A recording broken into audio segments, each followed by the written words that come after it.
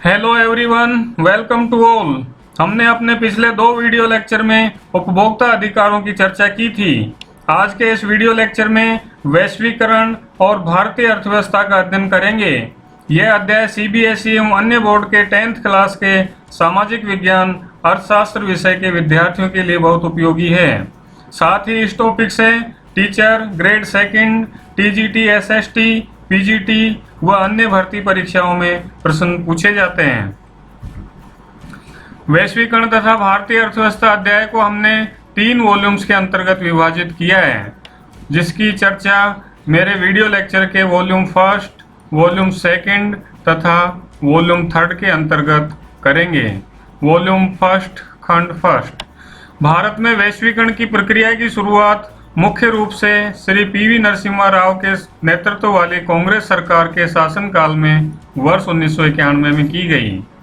इसलिए श्री पीवी नरसिम्हा राव एवं तत्कालीन वित्त मंत्री डॉक्टर मनमोहन सिंह को भारत में आर्थिक सुधारों का जनक कहा जाता है। भारत में वैश्वीकरण की प्रक्रिया 1991 से अपनाए गए आर्थिक सुधारों के साथ हुई, जिसके अंतर्गत 3 बातों पर बल दिया गया: वैश्वीकरण, उदारीकरण एवं निजीकरण। जिसके बाद के कुछ वर्षों में हमारे बाजार पूर्णतः परिवर्तित हो गए, यानी वो आधुनिक बाजारों में बदल गए। अंतर्देशीय व्यापार। 20वीं सदी के मध्य तक उत्पादन मुख्यतः देश की सीमाओं के अंदर तक ही सीमित था। कुछ ही वस्तुएं थी जो सीमाओं को पार करती थी, अर्थात उनका निर्यात आयात किया जाता था। बहुराष्ट्रीय कंपनियां, मल्टीनेशनल कॉरपोरेशंस, एमएनसीज। सामान्यतः बहुराष्ट्रीय कंपनी वह कंपनी होती है जिसकी उत्पादन एवं व्यापारिक गतिविधियां विश्व के अनेक देशों में संचालित की जाती है, जैसे अमेरिकी कंपनी फोर्ड मोटर्स, भारतीय company Tata Motors, Asian paint आदि। बहुराष्ट्रीय कंपनियां किसी एक देश में उत्पादों का डिजाइन तैयार करती है, किसी अन्य देश में सस्ता विनिर्माण केंद्र स्थापित करती है, जैसे अनेक बहुराष्ट्रीय कंपनियों ने चीन में अपने विनिर्माण केंद्र स्थापित कर रखे हैं, क्योंकि वहां पर फेवरेबल कंडीशंस हैं। साथ ही अपना जो प्लांट है या कारखाना है वो बाजार के निकट स्थापित करती है, ताकि इन्हें ट्रांसपोर्टेशन कॉस्ट वहन नहीं करनी पड़े। इन्हें सस्ती मानव पूंजी अथवा कुशल इंजीनियर प्राप्त हो जाते हैं। अतः वास्तव में सीमाओं के पार बहुराष्ट्रीय कंपनियां उत्पादन के प्रसार से असीमित लाभ प्राप्त कर रही हैं।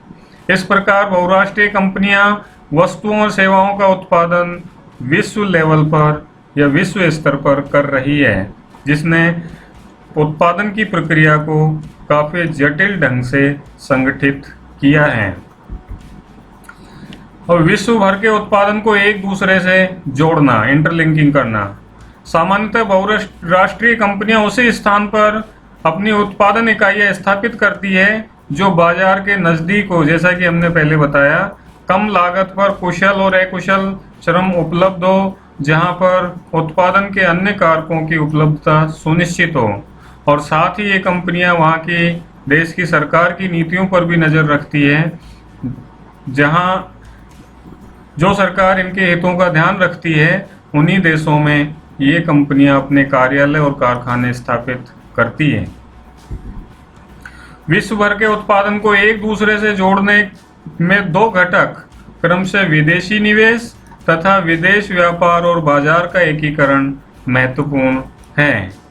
तो प्रथम है विदेशी निवेश, फॉरेन इन्वेस्टमेंट। बहुराष्ट्रीय कंपनियां परिसंपत्तियां जैसे भूमि, भवन, मशीन, अन्य उपकरण की खरीद में जो खर्च करती है वह विदेशी निवेश कहलाता है। और ध्यान रहे कि ये निवेश केवल लाभ कमाने के उद्देश्य से किया जाता है। बहुराष्ट्रीय कंपनियां इन देशों में स्थानीय कंपनियों के साथ संयुक्त रूप से उत्पादन करती है, जॉइंट वेंचर के रूप, जिनसे स्थानीय कंपनियों को दोहरा लाभ प्राप्त होता है।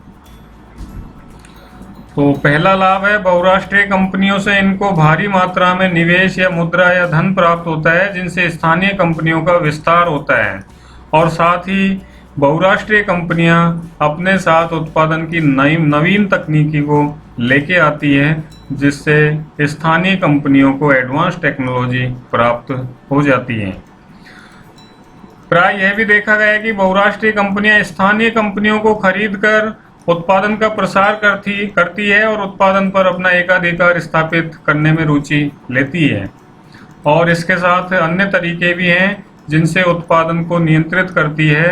वो है छोटे उत्पादकों को ऑर्डर देती है ये कंपनियां, जैसे वस्त्र, जूते, चप्पल, खेल का सामान आदि का ऑर्डर इन कंपनियों द्वारा छोटे उत्पादकों को दिया जाता है और फिर इन्हें ये कंपनियां अपने ब्रांड के नाम से ग्राहकों को बेचकर अधिकतम या काफ़ी मुनाफा कमाती हैं।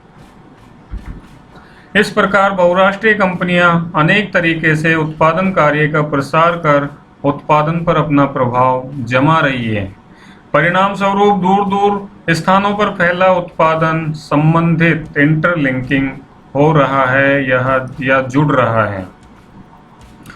अमेरिकी कंपनी फोर्ड मोटर्स ने 1995 में भारत के निकट एक विशाल संयंत्र की स्थापना की, जो यहाँ की स्थानीय कंपनी महिंद्रा एंड महिंद्रा के सहयोग से हुआ और अब यह कंपनी भारत के साथ साथ विदेशों में भी फोर्ड मोटर्स का निर्यात कर रही है। और दूसरा है विदेश व्यापार और बाजारों का एकीकरण। विदेशी व्यापार विभिन्न देशों को आपस में जोड़ने का मुख्य माध्यम है।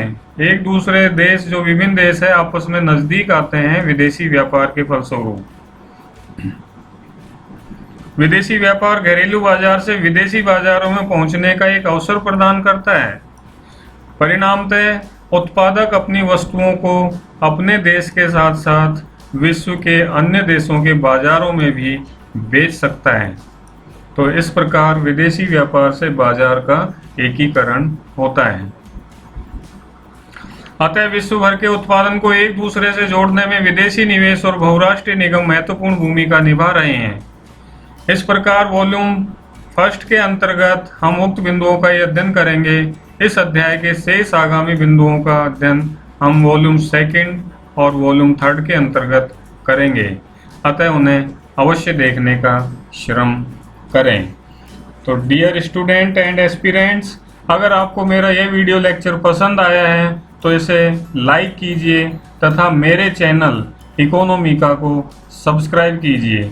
जय Hind, Vande Mataram, thanks to all.